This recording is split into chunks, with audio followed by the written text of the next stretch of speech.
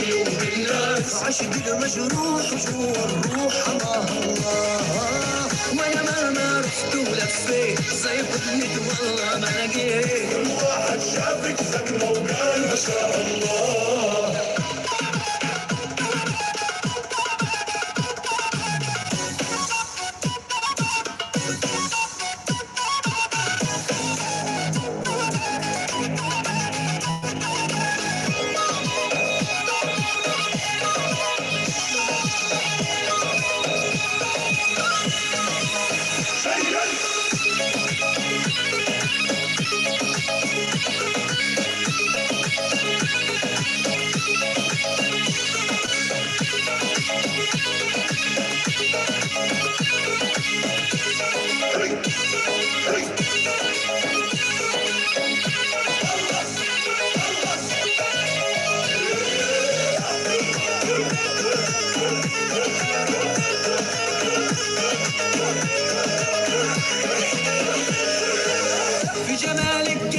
أشعار وصفوك وغنوا كتار وصوتي يرغل وزري بطل والدلعونا وغنينا بلادي حرة ميجان عتابة وجفرة بالكوفية والتحيات لابونا كانوا أبطال يا أشمل ضار ولا زيك في بلاد الله بي يا بي بي يا بي حياهم الله الفلسطينية حيهم الفلسطينية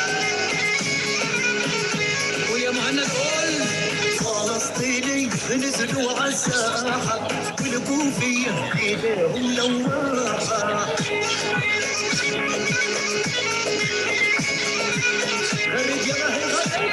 ودلعونا دلعونا سمعونا صوب الخشب سمعونا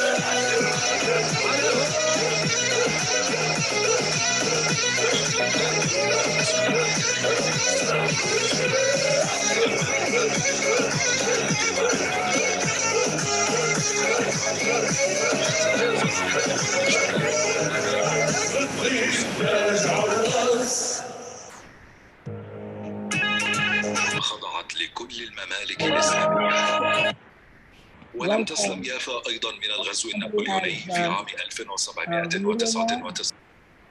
Okay. Welcome to Zoom Palestine, everyone. And welcome especially to Noha and to Frank and Lila. Lila, I had to mute you because you had your radio on. So if you could turn down your radio, that would be very helpful. And we have also people with us on Facebook Live. We have Iqbal Hussein and Mustaki Ahmed. During this very important and profoundly sad week of mourning for the death of Shireen, beloved Shireen, who was killed 10 days ago by an Israeli sniper. On the other hand, that it took something as horrible as this to get the mainstream media to be fair to Palestine and to finally confront Israel about its atrocities. I want to introduce today our wonderful speaker, Noha Khalaf. I met Noha at a event in Jordan held by the Columbia University Research Center in Amman, Jordan. Hi, Fareed, welcome. Hi. And this is where I found out about Falestin.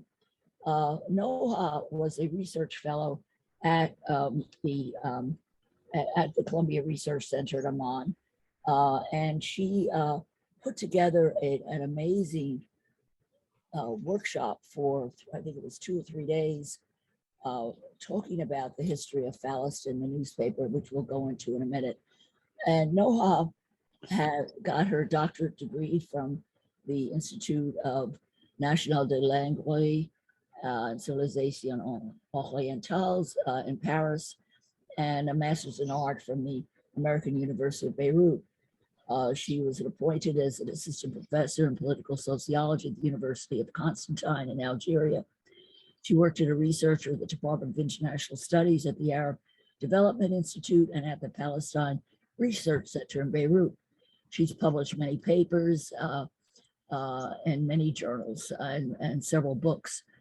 She was a research associate and she was also a visiting fellow at Columbia University, which I mentioned. She's the author of Les Memoirs d'Issa de el-Issa, who is was the founder, together with his cousin Yusef, of Palestine. She's continues to publish. She publishes things in broad topics as the United States and the Soviet Union, a comparative study of strategic thinking, New World Order, Balfour Declaration, Falastin versus the British mandate in Zionism, the philosophy of WikiLeaks, the Obama Doctrine and the Arab uprisings, Thinking Globally, a challenge for Palestine. Ed wrote about Edward Said's Out of Place, anthropological historical approach to the question of identity. She continued to write about the Balfour Declaration, and then she organized an important conference of 100 years of journalism in commemoration of the newspaper Falestin in Jordan. She wrote about the Arab Spring, and she published papers on historiography regarding Arab historiography, and 100 years, just organized a major international conference on 100 years of Palestinian nationalism in commemoration of the first Palestinian Congress held in Jerusalem in 1919. And she published a book entitled Critical Stance in the Era of Accommodation. She also writes poetry, and she's the author of a poetic publication in Arabic entitled Leaves of Dispersion. And I was wondering if you would be kind enough to read your poem, Noha, that you wrote about Shireen. Yeah. Well, first, let me thank you so much. It's such a great surprise and a great event to meet with you again after so many years. I'm sorry that you were not present in the following conferences. The first one was in 1911, the one we met. And then I organized two other conferences, one in Paris, which was about 100 years of Arab nationalism, which was in 1913, when the Arab communities of the Bilad al-Sham were organizing against Ottoman hegemony and wanted to have their national rights, especially in terms of language and culture, Arab culture. And it was a very interesting conference also in 1913, which we did in 100 years later, 213. And the last one was just before the pandemic. It was also held in Jordan, but you were not here. Oh. It was about 100 years of Palestinian nationalism, because the first Palestinian Congress was held in Jerusalem in 1919. So these commemorations were all an attempt to revive the complex history of the region and of Palestine, and to think again of how old and complex the whole story of Palestine. It's not a recent issue. It's a very long story, complex story, very difficult to remember all the points, and all the different dates and the different events, that's why when I wrote about Shireen, it was not only for me an individual person, just one person who is disappearing. And that's why I said, Shireen, are you Janine? because 20 years before, 2 decades before, there was this big massacre in the refugee camp of Jenin. And what touched me most was that it is already a refugee camp. It's not like it was a massacre in a city which was normal. It was already a refugee camp of the 1948 Nakba. So when Shireen goes into Jenin, there is a confusion of identities between Shireen, Jenin, and Falastin and Palestine. It's not like it's not a very simple event. It's a super significant event. And because of her work in Al Jazeera, which was very,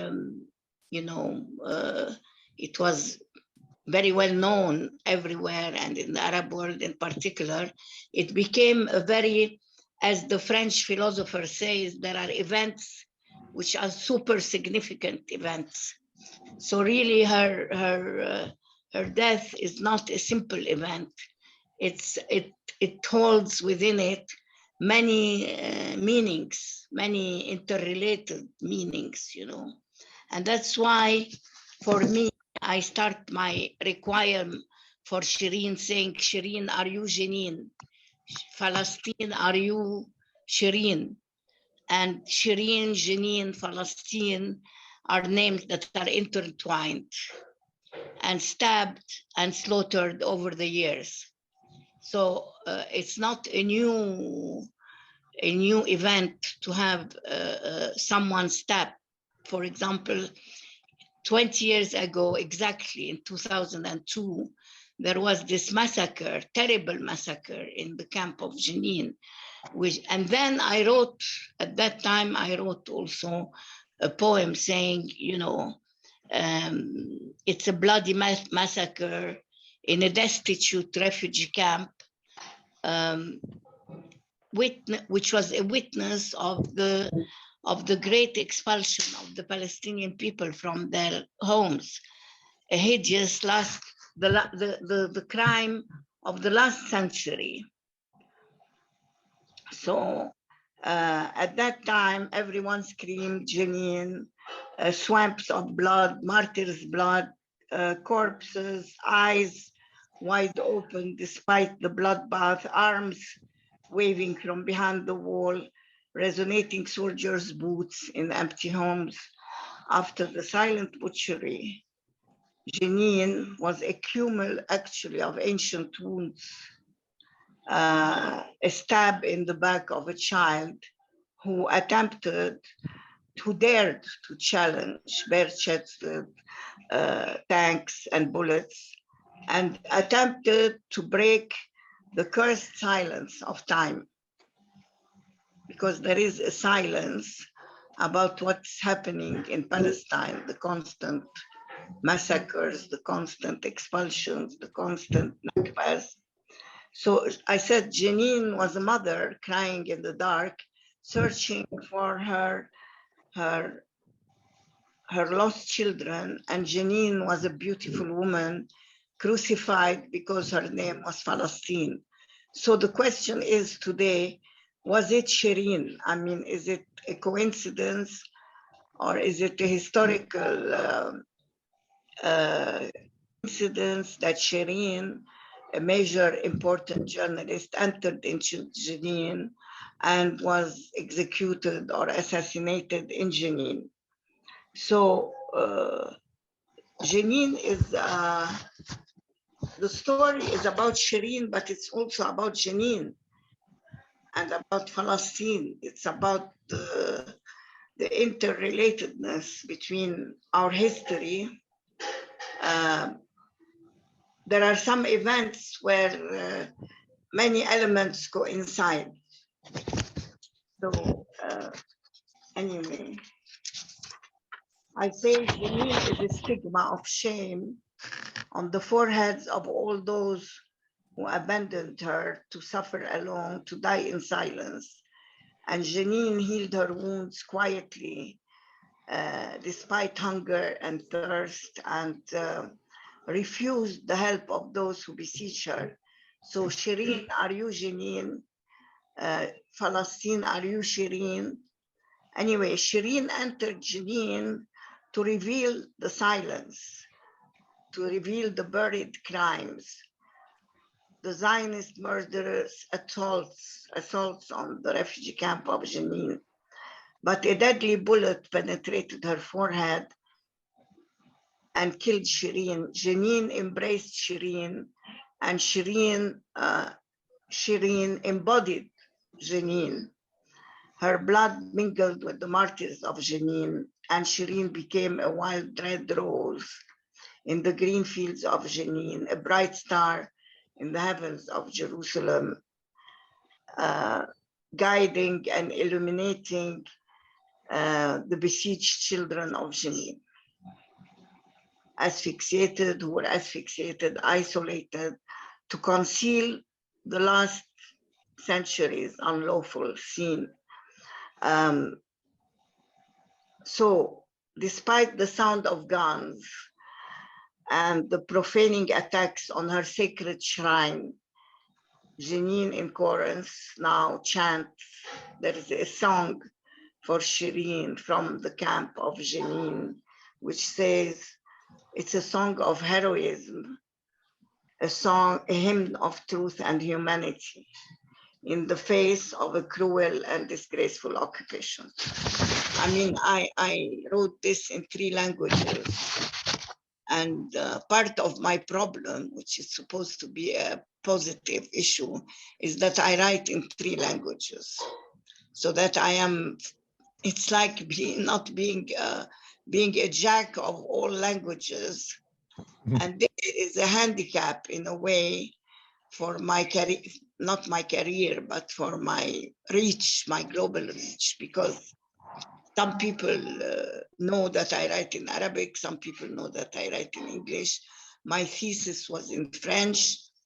So I'm a bit tired of this dispersion and trying now to put all the pieces together,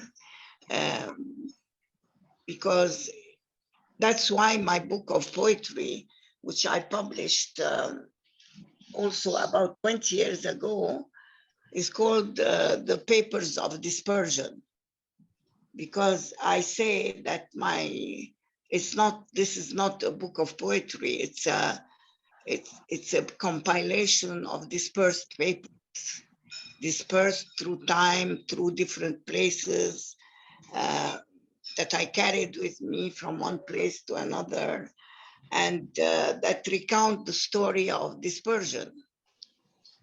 Because I think right there, I think there'd be some questions and comments that Farid, who also writes in 3 languages, yes, please. And Frank as well.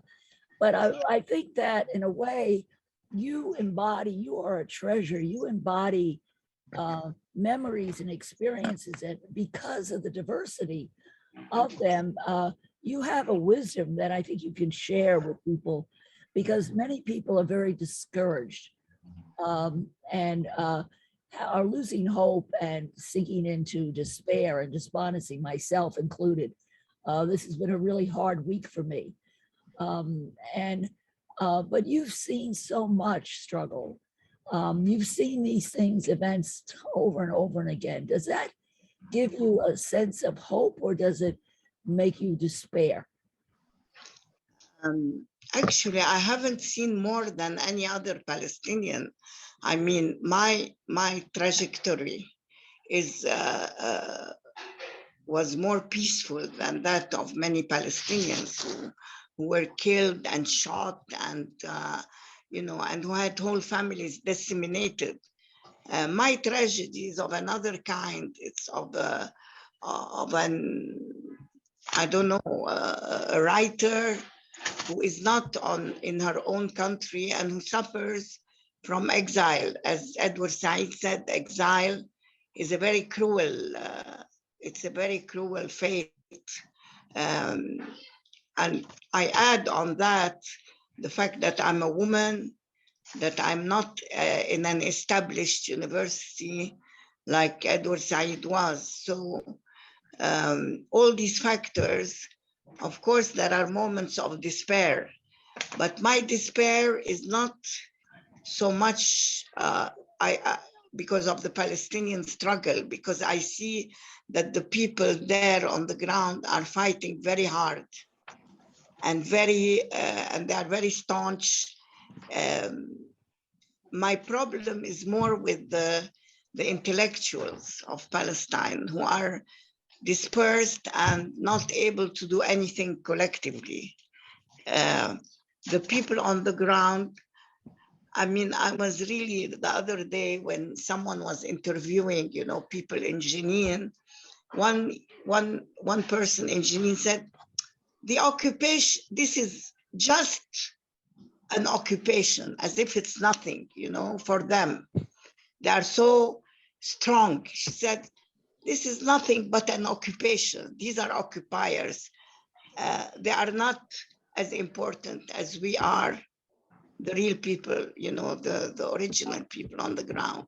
Yeah. So I was really stunned by the way they say, this is nothing, you know, these people will depart. These people are not here to stay because it's not their original home. Wow. So in a way that we are encouraged by the resistance of this generation, but we are discouraged, in my opinion, by the lack of a leadership or an intellectual movement, unified, which can transmit, you know, the tragedy to the media, to the world. As all intellectuals all over the world, there is a problem of ego. There's a problem of you know, of dispersion, of and this is what makes me a bit angry. There is no sense of intellectual community with especially the Palestinians who are not on the ground, who have been first since 1948 and before. Like, for example, my grandfather, they were a dynasty of journalists starting 1911. And now I have a hard time trying to bring them, you know, to find the descendants of these journalists who were dispersed. Some of them are in the States, some of them are in Europe, some of them are in Jordan, in Lebanon. They have been, you know, this is what makes me angry, that there should be a community of thinkers, a community of writers, and not individual people writing. There are many, many writers writing about Palestine, but when you write as one person, it doesn't make a lot of, you know, it doesn't have the effect it could have. And now we are many people, you know, there are people in the West Bank, not many people in the sense of a people, but of sections of citizens in the West Bank, in Gaza in 1948, in Jordan, in Lebanon. And nothing has been done really very seriously to bring them together. But Farid, you also are in exile, a writer in exile. What do you think? How do you feel about what Noha just said? I think it's a very interesting insight and concern. Farid, you're in exile. How do you respond to that? I mean, I grew up in Jerusalem, and we also, you know, she's right about every Palestinian has witnessed. I mean, I witnessed few wars, and I witnessed the first Intifada. I'm thinking we're writing for a reason, and she's right about collective. We need to get together. It's just our leaders are not the right leaders for us. They're corrupt. They're bought and sold. I mean, my heart goes out to Shireen. Many of us have suffered, and we write and write, and it's amazing for me how the world is silent for us. What's happening in Ukraine? I mean, they just approved $40 billion for Ukraine. This is amazing. And everything is silent on Palestine. This is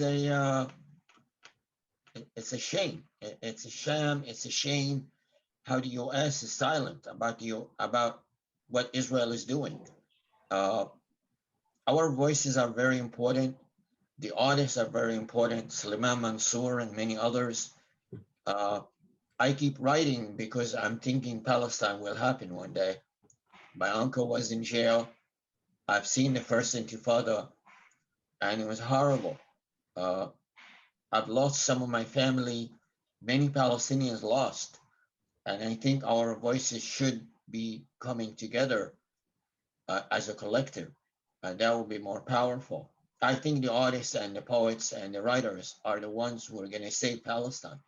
Farid, do you think it just has to be Palestinians, or would do you think, and Noha, do you think that non-Palestinians like me or Frank, who are very, Frank writes, has written many books and poetry, and do you think it should be a group of only Palestinians, or should it expand to people who care about Palestine? What do you think? Of course, we need many friends, and I think that being Palestinian is not only a national issue, it's also a question of believing in the justice of the Palestinian cause. That's why some foreigners who are not of a Palestinian origin are as concerned and can play also sometimes a very important role in publishing and in writing, although I'm not sure that writing so much and talking so much about it is going to be the ultimate solution. That we need some kind of power. You know, we are the weak side. It's a lopsided, I don't know where we can get our power to counter. Where can we counter the power of? Frank, you've been involved in activism for over 20 years for Palestine. Do you have any ideas about, I think Noha, you're absolutely right. People, because I know here I'm in New York, I'm surrounded with Palestinians. I have a hell of a time each week trying to find people to come online and to, I don't even find out about events that are going on, because there's no central source of communication for people who care about Palestine. It's very dispersed. So Frank, it's very dispersed, and sometimes we confound the national question, the Palestinian question, with the Arab general question or with the religious question, and everything gets messed up together, you know, and the vision is not always very clear. I think people that some Palestinians here in the States are reluctant because of political reasons. They're fearful. They're fearful everywhere.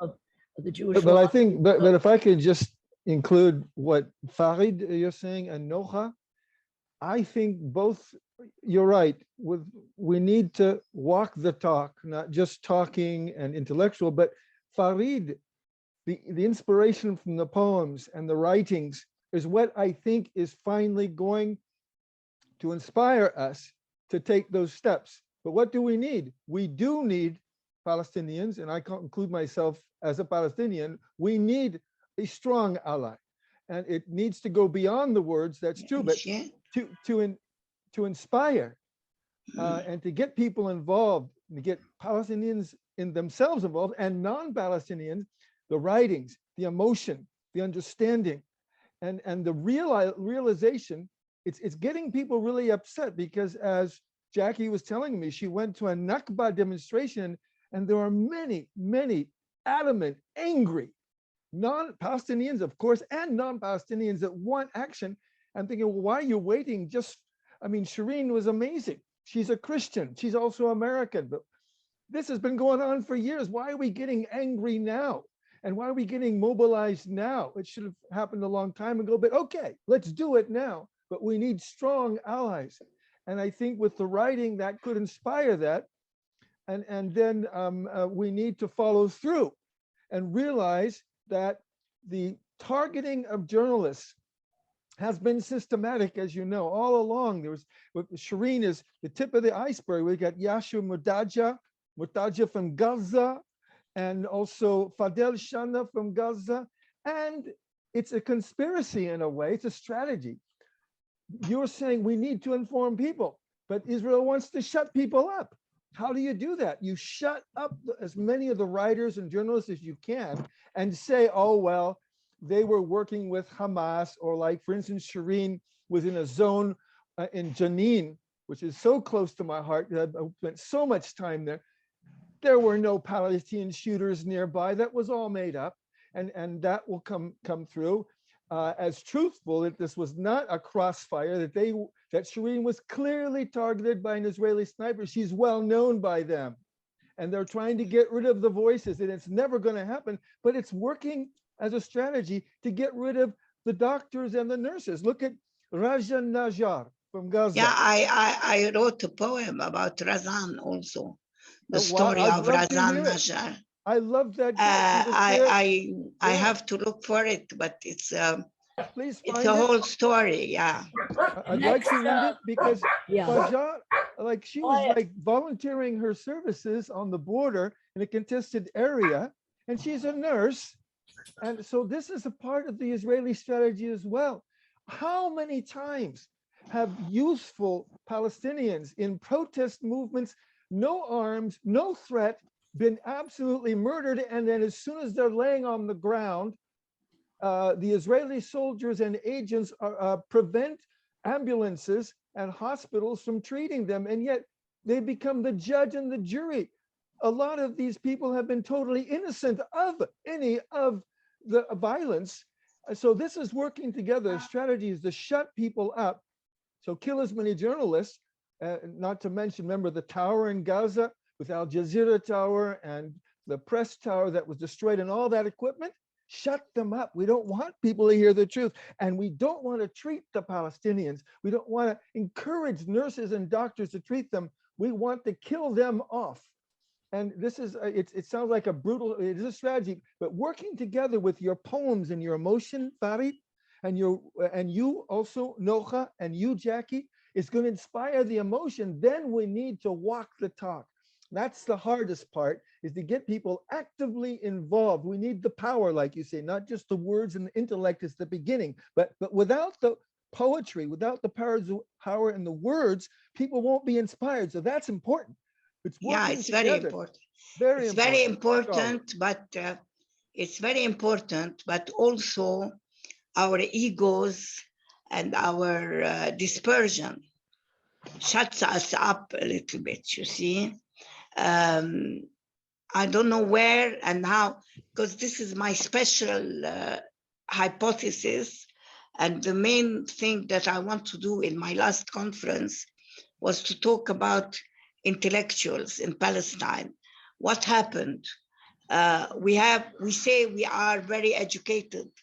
The Palestinians have a high rate of education, but our intellectuals is another issue. They have been co-opted over the years by oil money. You see, many of the thinkers and the writers have gone to the Gulf countries and are receiving huge salaries and are afraid, as you said. Everybody doesn't want to lose, don't want to lose their interests. And so they are weakening So some people now are saying, no, the young people will make it. The young generation will be able to win. I don't think so. I think that an elite is necessary also. I mean, you can't leave the young people alone. You need an intergenerational, you know, because the older people know lots of things, and the young people today a boy of 17 years was killed in Jenin this day. We don't talk about all the young people who are killed every day. Yani, thanks to Shireen, the issue is becoming, you know, there's a how would you say, there's a movement, but it can die down, because that's what's happening with Palestine. People get excited, and we talk and we speak and we write, and then we forget. I don't think it's necessarily the Palestinians. It's hard to you know, belabor suffering, but I think it has a lot to do with also the strategy, the propaganda strategy, to cut off the sources for this suffering, so people don't know what's going on. But Farid, when you said, plus not, what we need power, but we need strong leadership.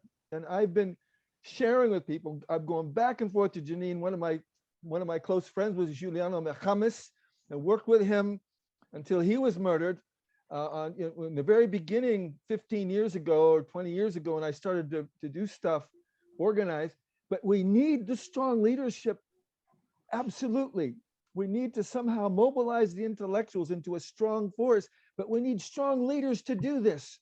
And we don't have, as Farid said, as you know, we don't have the strong leaders. You look toward the West Bank, and I know about Abu Mazen. I worked with them for 2 months after I left Amman. I went to jail and stuff on the International Criminal Court complaint, until I realized they were not interested in sending it to the ICC. They were just showing the people they had. Yes, exactly. It was all profiling.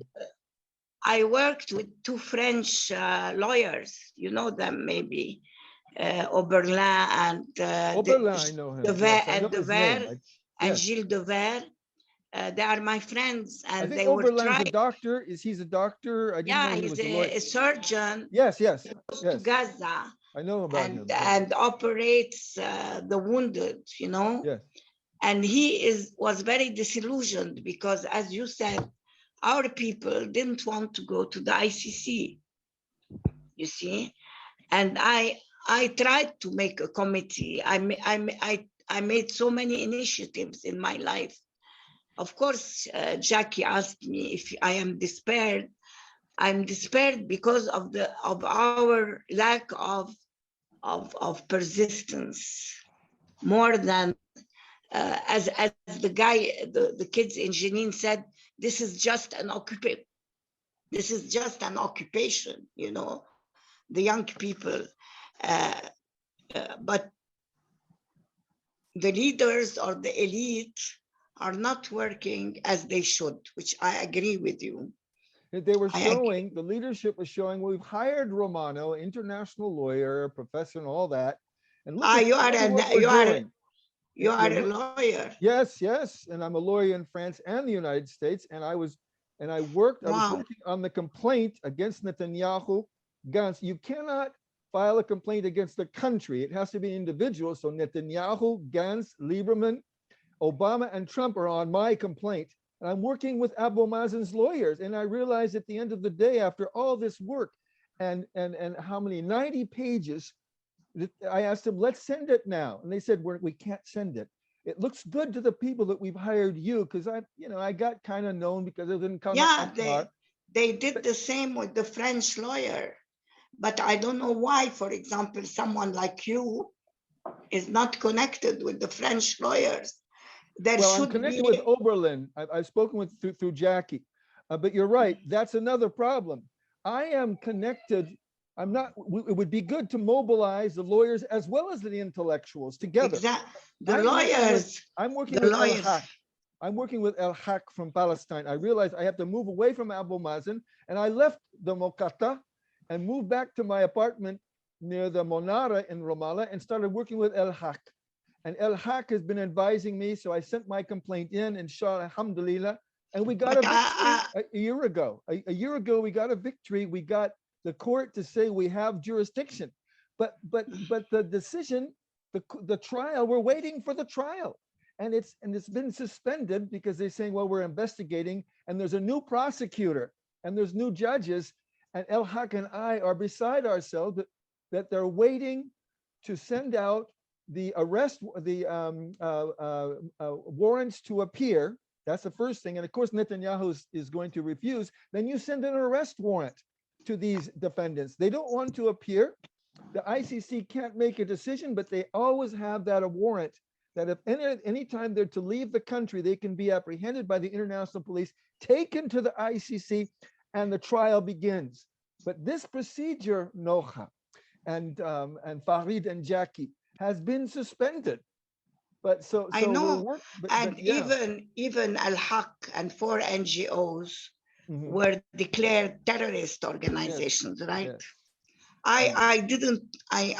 I never went to the West Bank, to be honest. I follow everything. So I don't know the people, the persons, the individuals in al-Haq, how strong they are. Mr. Sharwan, if Powers, Mrs. Powers worked with him, and it's Sharwan from el-Haq, who's the powerful one, and he's the relentless. Shawa? I'm not pronouncing his name, but Sharwan from el-Haq is the go-to person, and I can send you his information. He just submitted a report to include the killing, the murder of Shireen Abu Aqla to the complaint that they've submitted against Netanyahu and the other criminals for war crimes, which, and I probably will add her to my complaint as well. So al-Haq is very active and very powerful, and they're centralized in Ramallah. I don't think that being in Ramallah is the best place for staunch, work. And that's why I have published a book, which is a compilation of my articles about the Oslo Accords. I think that the Oslo Accords I published this book in Arabic, which is critical stands. I called it Critical Stands in the Age of Accommodation. Actually, it's a compilation of my articles. And I have the picture on the cover of Mahmoud Darwish, Edward Said, Shafi El-Hout, Sharabi. I mean, a few of the critics who thought that the Oslo Accords were an end, stall to the possibility also of and this is what I think, because that's why we have many positive issues which we are not using. Like, I have to thank Jackie today for this meeting, like internet, international organizations, collective movements. Seriously, we don't need to be in Ramallah. We don't need to be under the bullets, but there are, it's a God-given gift to be able to work on the international level, like this meeting, but we are not serious. We are not serious. That's the problem. I mean, there's no follow-up. There's no follow-up. Let me make a suggestion. I told Frank this earlier. I don't know if I told you this, Farid, but several years ago, I think I was still in Amman, Noha and I started a website for Falestin, using the newspaper title Falestin, from which was founded by her grandfather, Issa el-Issa, and his cousin Yusef el-Issa. And Falestin, as a newspaper, managed to unite the Arabs in their defense against the Ottomans, against the British, and against the Zionists. And they got into trouble with all three of them many times. And they also were shut down by all three of them many times. But the newspaper itself was an amazing, amazing piece of history. And we don't have time to go into all of the history of Falestin now, but maybe in another future we can do it. But Noah and I were talking earlier, and we're thinking I'm going to Amman in the end of June, and when I get there, we're thinking of reviving Falestin on the website as a journal for people to post articles as an internet news source. So I think that could be a possibility while I'm in Amman to try to connect to writers and activists and intellectuals, creative people in Amman. And while I'm here in New York. But in Amman, every Arab country, every place has a problem. Yeah, yeah. An existential problem. Yes. I mean, that's why connections transnationally are more important than locally. Right. People are very scared everywhere, you see. People are demobilized. Organizations have agendas, what we call agendas, you see.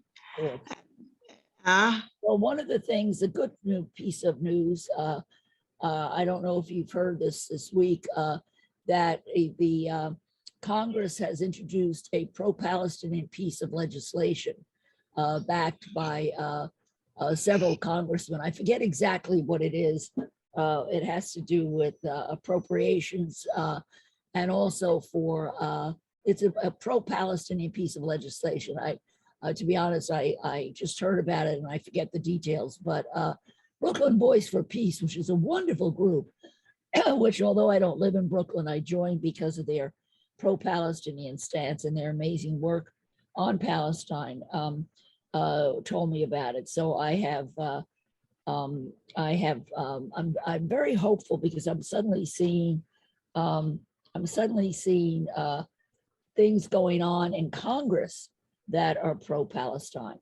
So I think that. But I think it's always been like this. I mean, some people come out and write things and say things like those who wrote about the Israeli lobby, or the guy who said, what's his name, the old congressman, Bernie and Sanders? then they shut them up again. I don't know. There's more than before, and I think this recent event, particularly the what happened at Shireen's funeral, has gotten broad coverage in the mainstream media. Many people saw those pictures, and everybody was horrified in that. And I was telling Frank when I went to the event in Bay Ridge for Nakba and to commemorate Shireen, it was full of Jews. Jewish Voice for Peace had a huge. They are very good Jewish voices. So I feel that I feel hopeful because I've never seen so much coverage of what the atrocities that Israel perpetrates upon Palestinians in the media. I've never seen it in the press before. This is totally new. And there's a guy named Mehdi Hassan on MSNBC who's taking over Rachel Maddow's show, who did the most amazing show the other night talking about the whole history of Palestine and how the media has totally misinterpreted everything and covered up. I've never seen anything like this, and this is one of the biggest shows of coverage in the United States. Never, ever, ever, ever have they talked about this stuff on American. So that means that we have to translate it into a permanent state of mind. Right. So how do it's got to be a permanent, not you said, we need follow-up, Noha, right? With the writing, with activist Yeah. work. We need to keep the momentum going, but you're right. Even as powerful as those images were, hey, it wasn't long ago when the Israeli soldiers and agents were invading al-Aqsa. Yeah. Inside, shooting, and then giving all these pretexts as well. There were people throwing rocks, the same old lies. Yeah. And yet I thought that was going to generate a lot more. Well, it's still a hot issue, but I see people are kind of like forgetting about these things, or the intensity is not there. We need to keep the momentum. You're absolutely right. The If it falls momentum. through the cracks, we need to keep it going somehow. I'd like to remind you about the wall, the segregation wall. We got at the UN, they made a special resolution, and they said if you go on with the wall, and then we got excited about it, and then everything stopped about the wall, the segregation wall. At that time, I tried to organize a committee of international lawyers for the wall. And the problem is also money. No one wants to do something without money. You know, I tried to get,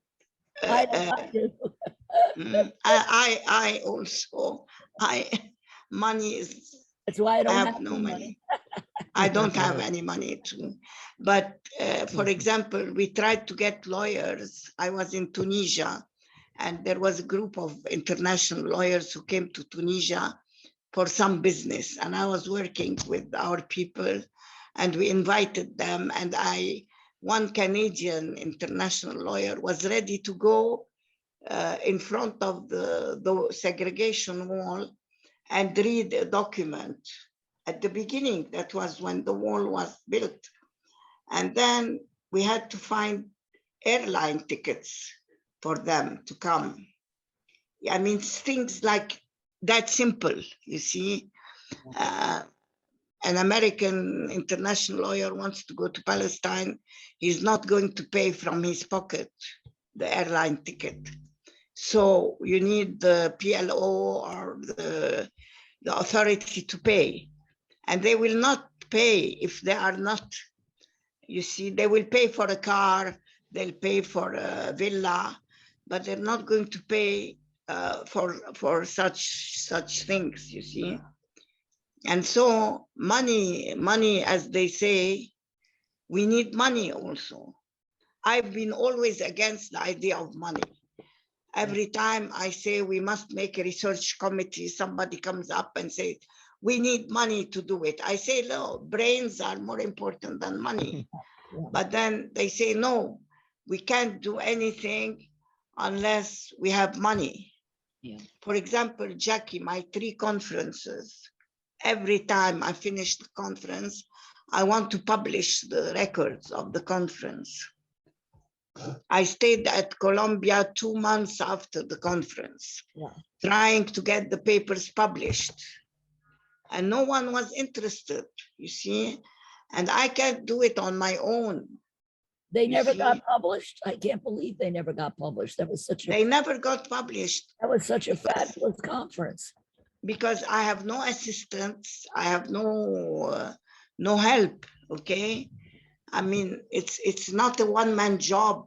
Yeah. To publish the papers of a conference. You see? I might be able to help you with that because I know people. You need willing to publish. So we need a team of people. Yeah. A team to work on publications also. Yeah. And you need younger people who are more clever with the social media and the internet, and you see. Yeah. I've worked on these.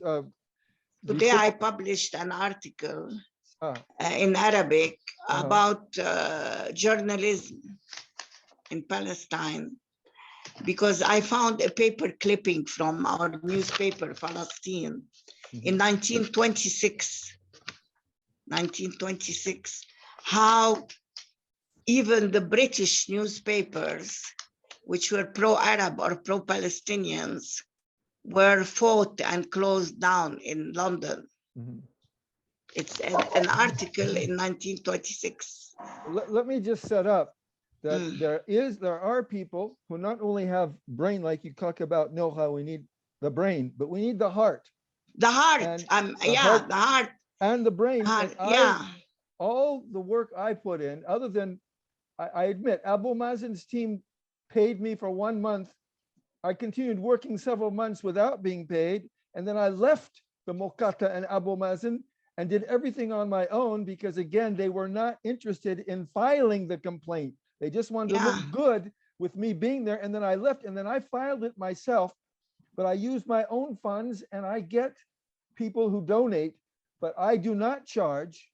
And there are people out there that believe in the Palestinian cause. It's not that I'm doing charity. I not only believe in the Palestinian cause is me. I believe Anna Dam That's Falastinian. very nice. I have Yeah, I'm heart- so happy. Well, I'm so happy and so to this drives me. And there are people out there who will do this because they love the Palestinian cause and they admire. I admire the Palestinian cause. People I admire, they give me strength. They motivate me out of the darkness, like in Jenin.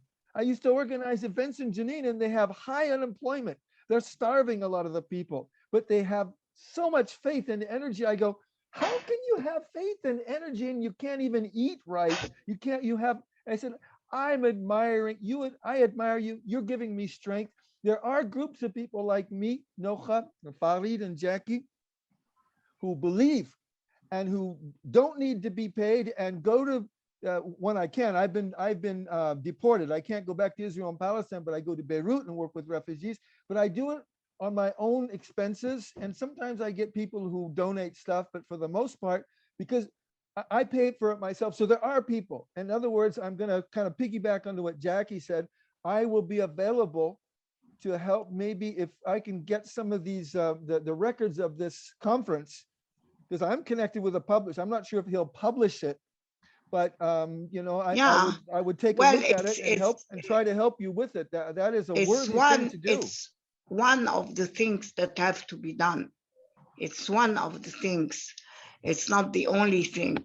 I mean, the conferences. That conference was so wonderful. I learned so much, and I'm going to do a whole special program just on Falestin because it had such a profound impact. And one of the things that I learned at the conference, and you can correct me if I have the dates wrong, that the women in Falestin backed women voters, urged that women get the vote. And it was successful. And in Gaza, the women got the vote the year before they got it in New York, in the United States. I think it was 1921. Yes, so, but Falestin and its founder, my book about my Issa el-Issa, which is in French, you see, this man who fought for the newspaper, for the staff, was defeated in 1948. He was defeated. I didn't understand that. He was defeated. He was defeated. Yeah. I mean, they had to move out of Palestine. Yeah. So despite all the struggle, at the end, he became a refugee in Beirut, in Lebanon. Well, it's many things, many forces were against, I have to be honest and tell you that it's not only Abu Mazen today. Even historically, we have had Palestinian inter problems. Internal problems, yes. Yeah, I mean, political parties and some were paid by the British. The British were instigating one group against another. There were forces, the powers that be that were fighting journalism, that were fighting the journalists, especially during the mandate period. It wasn't clear who was against who, because the British, who are now leading, even who are stronger than the United States in terms of chaos and dirty play, you know. Today, I don't know who was saying that the British now are even leading the United States in the question of Ukraine and armaments. They want to re-establish their empire, and they are more clever. Yeah. They have more historical experience with colonial than even the Americans, you know. And so they were in Palestine, and they were fomenting trouble, you know, against journalists, against intellectuals. They were divide and rule. It's not new only now. We have problems dating back, you know. Well, it's the old divide and conquer routine for people in power. And that's one of the reasons I admire your grandfather so much, Issa, el-Issa, because he was able to unite Palestinians for a long time, from 1911. Yes, but he had enemies. He had a lot of enemies, right? But he survived. And I think he was able to be a very positive, progressive, unifying force, despite the British, the Ottomans, and the Zionists, and other Palestinians against him. And that's the kind of leadership that we need, are people who, no matter what's even he was also against the Greek hegemony, Orthodox Church, right? Over the Arab Orthodox Church, right. Because the Greeks were feud, and until today they are selling lands in Jerusalem. Yes. To the Israelis. Yes, the Greek church, the Greek Orthodox Church. Right, I heard that they just were trying to sell a hotel to the Zionists. Yes, it's a problem. I've read about that. So it was to a settler organization. Yeah, a settler organization. Yes. Where? In Jerusalem. Yeah, they're trying to sell a famous old hotel. And so there's a big legal dispute about it right now. In Bab el-Khalil, I think. It's Bab el-Khalil. Maybe. Yeah, the church took the lands even of the Christian population. And there are so many strange issues in Palestinian history. For example, we know that Turks and Greeks are not friends. Right. But during the Ottoman Empire, the Ottomans sided with the Greek clergy against the Arabs, against the local population. You see, against the Palestinian local Christians. And it's good, as Jackie said, that Shireen Abu Aqla, who is Christian, nobody knew she was Christian. I mean, we didn't know who is Christian, who is Muslim. In Palestine, we don't know who is Muslim, who is Christian. But the fact that she is Christian brings back our history back to very medieval times, you see. Yeah. It's a very interesting history. Yeah. But unfortunately, no, I don't want to be, we want to be positive, right? Right. Frank Romano is positive. and I think we have to regroup the lawyers. The lawyers are very important. But they have to be constantly working. Not only when there is a problem, not only in moments like this of effervescence, yeah. Well, and then there is the split also with Hamas and Fatah, which is making problems. For example, I have friends who don't like Oberna. They don't like him. They say he is with Hamas. Let's be honest. I like him, he's my friend. But this separation also between Gaza and the West Bank is giving us a lot of problems, you know. And this is the role of the real intellectuals to bypass this stupid split, you know, the split between the Hamas and Fatah. And I don't know how to do it myself alone. We need to have a movement. Unity movement. The problem is not Hamas. It's not Fatah. It's the Zionist movement and its alliance with the United States, with Saudi Arabia. Too many alliances. Fareed, were you going to say something about this issue? Which issue? I think Fareed should, Fareed wants to say something. I think we should get together and walk the talk and be together. I mean, I believe in Palestine since ever.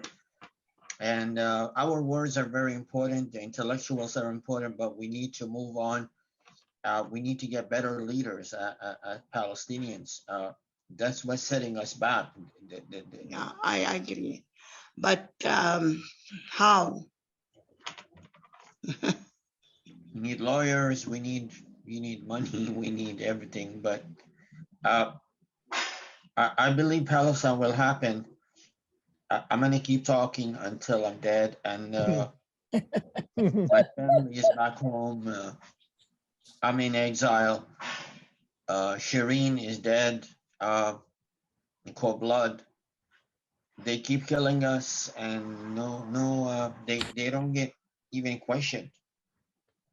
It's a pity. It's an irony. It's a pity. I'm going to keep writing my poems. I wrote for Razan. I wrote for many people. Can you, is he going to read one poem? You're going to read one? Noha, next week, the first Sunday of the month is Poetry Slam. So I'm going to invite Fareed, and Raymond Nat Turner sent me a fabulous poem he wrote about Shireen. Frank, I'm sure you have one. Noha, let's next week have our Zoom session. Zoom Palestine will be dedicated to poetry and art about Shireen. So that will be next week. So that now today, we have to think of other meetings also. Yes. A follow-up right. of the lawyers. Yeah. I'm ready, and you, Jackie, even if we are not lawyers. Yeah. The lawyers have to get together. Yeah. I think, now, even in the United States, you have, for example, the law schools. You're giving me an idea of contacting all the law schools. Have student groups, activist student groups of lawyers. And I think I remember Columbia University Law School backed BDS. And it was a big controversy, but I think that's a good idea. Noha, I could contact some of the law schools and their student groups. Forget about the old guys. They're not going to change their thinking. Yeah. In fact, it was Harvard Law School, where one of the spokesperson for the Zionist cause, Dershowitz, happens to be a professor, and in spite of that, they came out, I think, pro-BDS and pro-Palestinian recently. It was the Harvard Law School, which is very conservative in general. But this is an indication, and that there is fertile ground to work with, Jackie, there.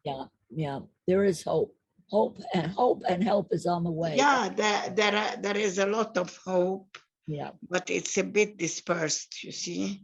It's a big job. For example, I don't think BDS is enough. BDS is not enough. No. Yeah. In our fight. It's a public, but what it is, it's a PR thing. Noha, it terrifies Israel. It terrifies them, but it doesn't. But it acts. It acts as a lever on them and may realize that they're losing the publicity, the PR fight, which I think is Yes, but more from that, and to piggyback onto what Farid said, we got to walk the talk. There's this Arak, a very strong pro-Palestinian movement on the West Coast, because I'm in Paris now, but I'm originally from California, that organized not just talking about the Israeli products coming by big boats into the harbor. They organized twice huge resistance, and they linked up with the members of the union, and they did not allow this huge ship full of Israeli products, computers, dates, tamer, and all these products from Israel. They refused to unload them, and they sent them back to Israel without being sent. So not only is it's publicity, but these are the type of things when we walk the talk, we're deprive Israel of economics. And when they start seeing that they're losing more and more money because of BDS and power, then I think they'll start coming around.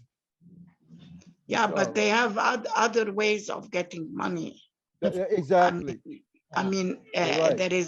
We are not able to calculate what they are getting and what they are losing.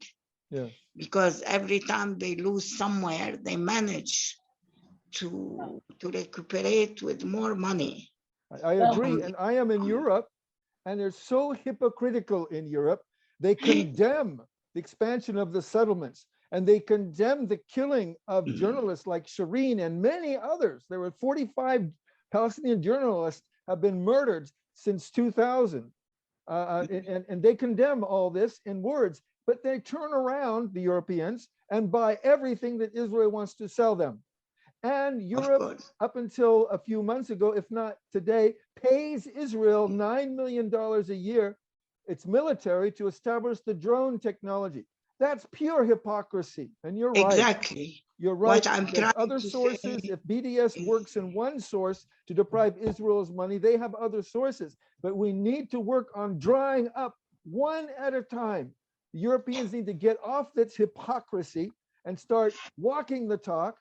And American taxpayers needs to start resisting the government, because their money is going to kill Palestinians, basically, is what is happening. We need to walk that talk. No one in Europe is talking about the arms industry.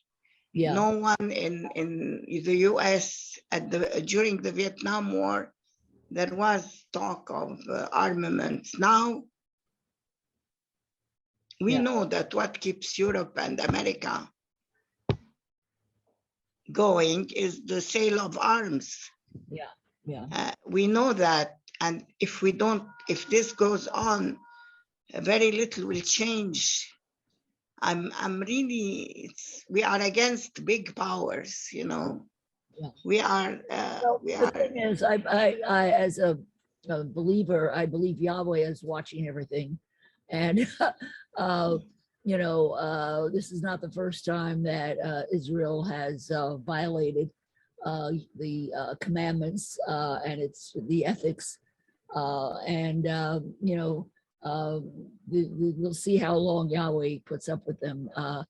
But meanwhile, we are. It's our job, as Frank said, to walk the talk. So we're going to get together again next Saturday and read our poetry. And let's. Okay. Besides poetry, I'm going to share an email. All of us. What can we have as a homework? As a homework, write a poem, and then let's talk about the idea of getting. I like this idea very much of getting intellectuals and lawyers together, Noha. So I'm going to send an email to Frank and Farid and you and me, and let's continue to discuss this, because I think it's a very important idea, and something that could really make a difference. And as I said, the climate now in the United States, really, Israel has finally revealed itself to much of the American public. So people who are kind of on the fence about Israel now, I think, are aware of how vicious the occupation is. So I think we now have an opportunity that this is a historic Exactly. The word is the opportunity. opportunity. The to make it, opportunity. to do something. So let's be thankful and grateful that we can still function. And let's kick ass, okay? All right. So Thank you Right. so much. It was Thank a you. great, thank you so much. it was a great initiative on your part, Oh, and Thank Jackie. you. Thank I you, look Noha, forward to Farid, It's, Darki, that we keep it's- it going, inshallah. I'm really Bye-bye. happy to see you and to meet your friends. And yeah, it's a pity Farid didn't talk as much as he wanted, but he will next to week. get, When you hear Ah. poetry, when he talks, it's in poetry. So you'll hear him next week. okay, Sunday, you're thinking of Sunday. Saturday. No, Saturday. Saturday, Next Saturday, same Okay. time and Zoom. Okay. same time. I'll send you Fine. an email. Bye Thank bye. you so much. Bye. Bye bye. Salami. Love you all. Bye Salami. bye. Bye bye. Love you. Behebe, Bye bye. behebe. Bye.